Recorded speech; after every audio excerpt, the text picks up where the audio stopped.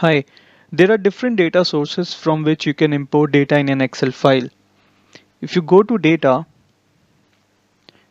and click on get data, now over here you can look at the different sources from which you can import data. So you can import it from a workbook or a text or a CSV file, from an XML file, then you can also import it from database.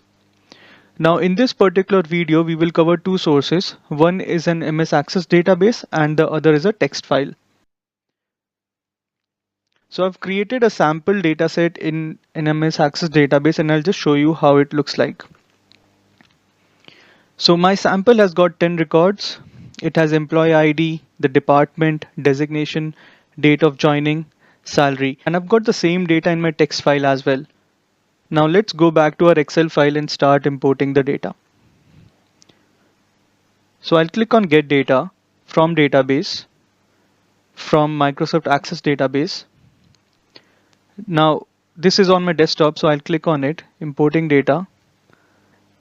Now a connection is being created. Now I've got this particular table which I want to import.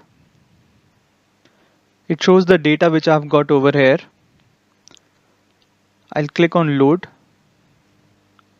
And now I've got my data over here.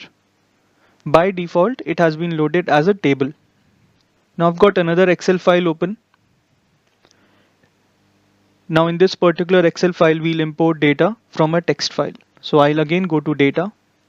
I'll click on from text CSV and I've got my data over here. Click on import.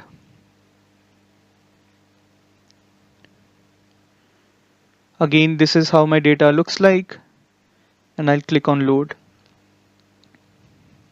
So this is how you can upload data from different data sources in an Excel file.